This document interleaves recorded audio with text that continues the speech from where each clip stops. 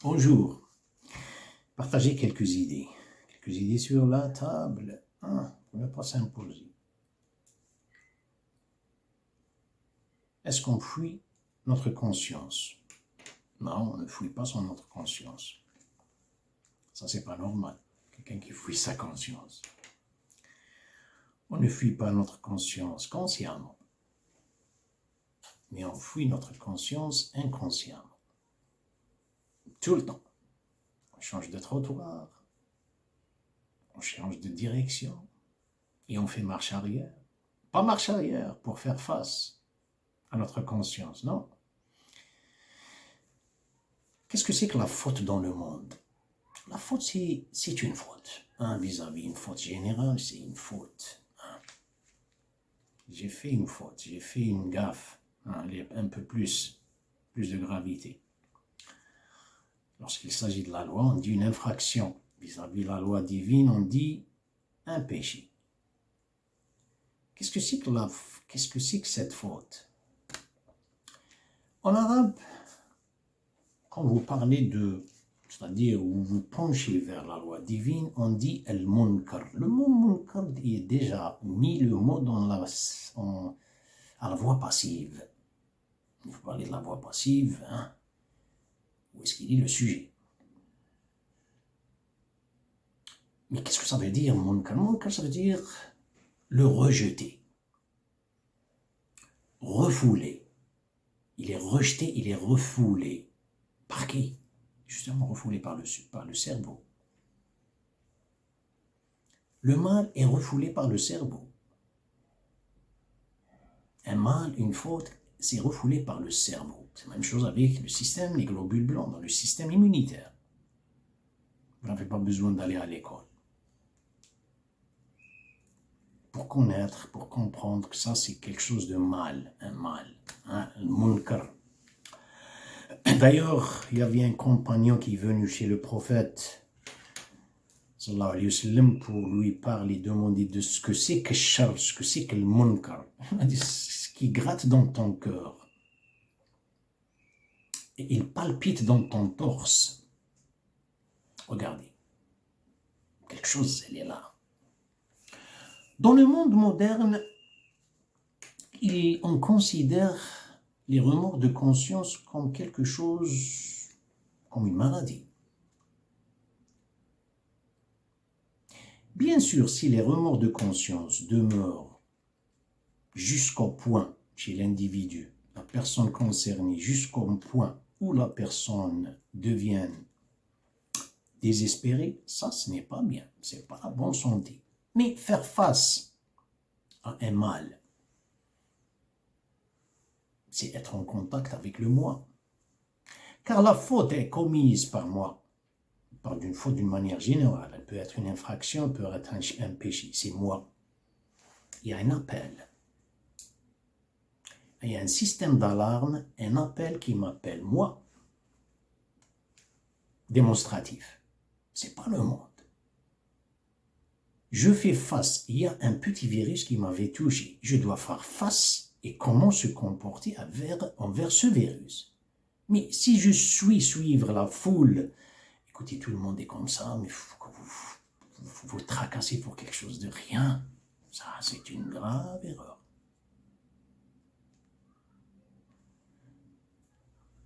La loi divine n'a pas dit l'être humain est sur cette terre pour être un ange. Il était un ange lorsqu'il était dans le paradis. Mais la raison pour laquelle il est descendu ici, c'est la descente. Sa descente, c'est à cause d'une faute. Mais il a fait face à cette faute. Il a demandé à Dieu le pardon. Le prophète a montré. Sallallahu alayhi wa sallam, il a montré, il parle de 3 dimensions. La première dimension, c'est envers Dieu, dans un petit hadith. On dit dimension car il y a une dimension. Dans le cerveau, qui est le microcosme, il y a une dimension dans le macrocosme. Vers Dieu. La deuxième, c'est envers soi-même. Et la troisième, c'est envers les gens. Intrapersonnel et interpersonnel.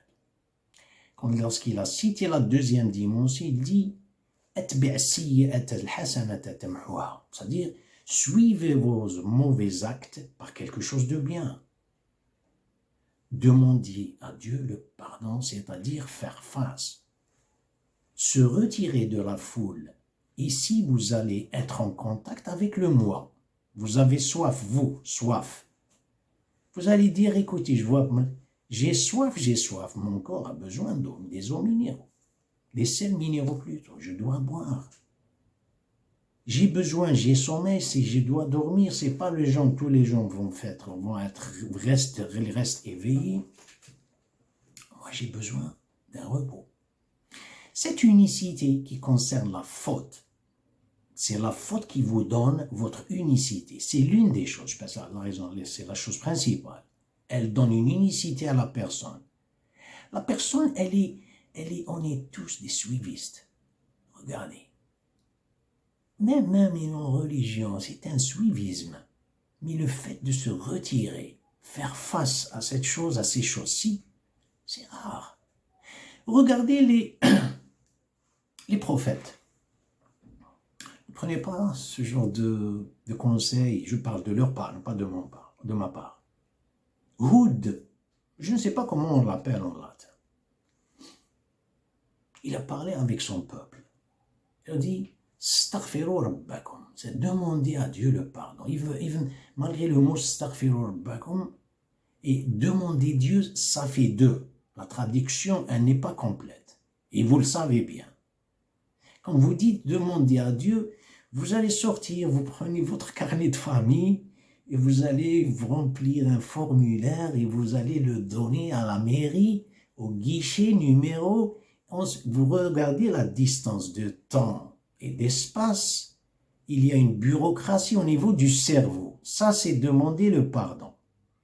Astaghfiru rabbakum, c'est intrinsèque, c'est là-dedans des remords, faire face introspectivement. Vous faites face à quelque chose et dans le moment même, avec des gestes d'humilité, vous êtes seul. Vous regardez ce que c'est que Astaghfiru rabbakum.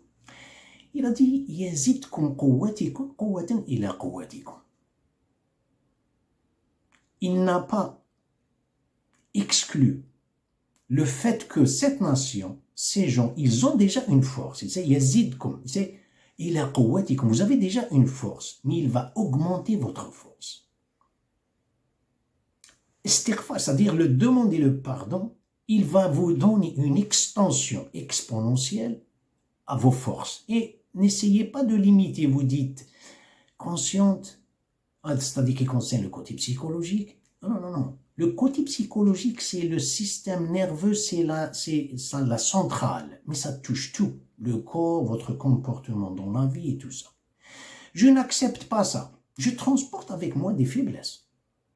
Comment puis-je changer un futur sans reconnaître les fautes? Ce qui se passe dans les nations, toutes, et plus précisément chez les pays arabes, ils n'acceptent jamais le fait qu'ils étaient fautifs. Ils avaient fait un mauvais choix dans le régime, donc jamais. Après moi, c'est le déluge. Voilà ce qui se passe. Après moi, c'est le déluge. Justement, je sais que je suis dans le déluge. Yazidkum quwwatikum ila quwwatikum. Nuh, prophète Noé.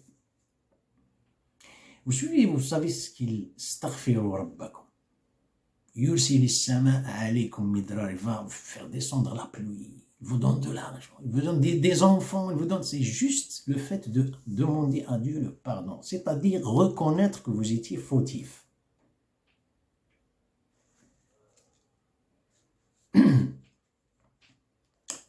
Ne pas reconnaître, c'est-à-dire essayer de fuir, ne pas reconnaître. Je suis en train de ruminer, inconsciemment. Ruminer sans que je le chasse. Mais est-ce que ça s'arrête là? Il y a une faute, bien, je ne sais pas, un péché. Même.